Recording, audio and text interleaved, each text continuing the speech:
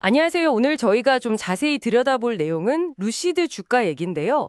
최근에 시장이 좀 안 좋았는데도 루시드는 엄청 올랐어요. 특히 그 7월 22일에는 하루 만에 9% 가까이 급등했더라고요. 대체 무슨 일이 있었던 걸까요? 네, 안녕하세요. 자료들을 보니까 큰 호재가 두 가지 정도 있었던 것 같습니다. 맞아요. 딱 두 가지가 눈에 띄던데 하나는 테슬라 충전기 쓸 수 있게 된다는 거였고 음, 또 하나는 우버랑 그 누루라는 회사랑 로보택시 사업을 한다는 발표였죠. 이 두 가지가 핵심인 것 같아요. 이 소식들이 루시드나 또 전기차 시장 전체에 어떤 의미가 있는지 오늘 좀 깊게 파헤쳐 보죠. 좋습니다. 그럼 첫 번째 소식부터 볼까요? 테슬라 슈퍼차저 네트워크 접근. 이게 7월 31일부터 루시드 에어 차주들이 쓸 수 있게 된다는 거죠. 네, 맞습니다. 전용 어댑터가 필요하고요. 가격은 한 $220 정도라고 하더라고요. 이걸로 이제 미국이란 캐나다 전역에 있는 테슬라 충전소, 그게 한 23,000개가 넘는다고 하죠. 거길 다 이용할 수 있게 되는 거예요. 와, 23,000개면 정말 많네요. 충전 걱정은 진짜 확 줄겠는데요. 그렇죠. 이게 실용성 면에서는 정말 큰 진전이라고 봐야 돼요.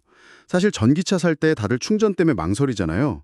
가장 촘촘하고 또 뭐랄까 신뢰도 높은 테슬라 네트워크를 쓴다는 것 자체가 루시드한테는 엄청난 전략적 이점이죠. 근데 그 어댑터로 충전하면 속도가 50kW로 제한된다면서요? 요즘 급속 충전 생각하면 좀 느린 거 아닌가 싶은데. 아, 네. 그 부분은 좀 아쉬운 점이긴 해요. 루시드 자체 충전 성능보다는 당연히 느리죠. 하지만 이게 뭐랄까 장거리 가다가 잠깐 충전하거나 아니면 주변에 다른 충전기 없을 때 비상용으로는 충분하거든요.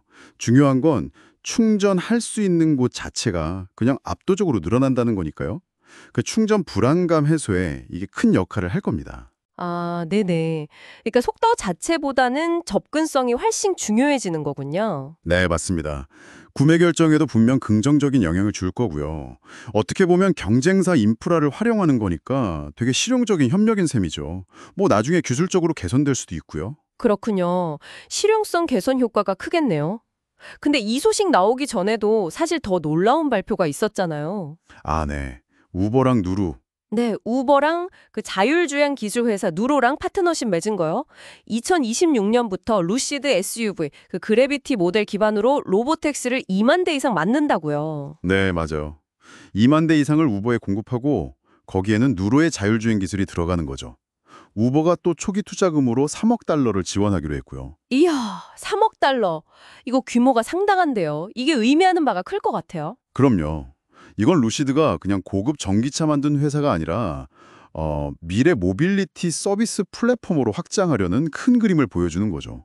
단순히 차 한 번 팔고 끝나는 게 아니라 로보택시 운영으로 계속 수익을 내는 그런 서비스 모델로 가려는 거니까요. 투자자들 눈에는 이게 완전 새로운 성장 동력으로 보이는 거죠. 와, 로보택시라 정말 미래지향적인데요. 근데 그 누로라는 회사가 원래는 배달 로봇으로 유명하지 않았나요? 아, 네, 맞아요. 주로 저속 배달 로봇 쪽에 강점이 있었죠. 그렇죠. 근데 2026년까지 그 기술을 승객용 로보택시에 그것도 2만 대 규모로 적용하는 게 좀 도전적이지 않을까 싶은데요. 네, 아주 좋은 지적이세요. 분명히 기술 통합 문제라던가 실제 대규모 운영, 또 뭐 규제 문제 같은 거 넘어야 할 산은 많을 겁니다. 그럼에도 불구하고 이 파트너십 자체가 갖는 의미가 크다는 거죠.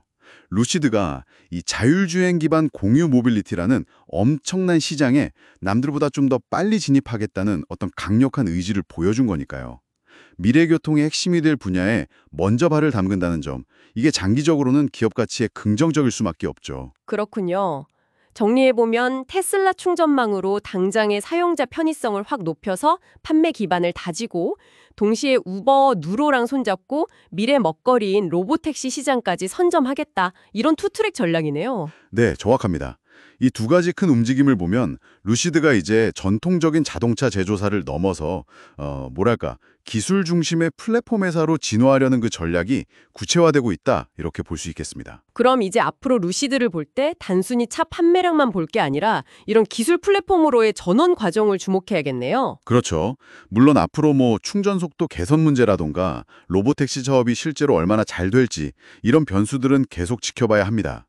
하지만 전반적으로 이번 발표들 덕분에 전기차 시장 안에서 루시드의 위상이나 잠재력이 한 단계 더 올라갔다고 평가할 수 있겠습니다. 네, 오늘 말씀 들어보니 루시드의 최근 행보가 상당히 입체적으로 이해가 되네요. 복잡한 내용이었는데 명쾌하게 설명해 주셔서 감사합니다. 아닙니다. 마지막으로 이런 질문을 한번 던져볼 수 있을 것 같아요. 과연 루시드의 이런 공격적인 행보가 단순히 살아남기 위한 전략을 넘어서 미래 모빌리티 시장의 판도를 정말 바꿀 만한 그런 게임 체인저가 될 수 있을까?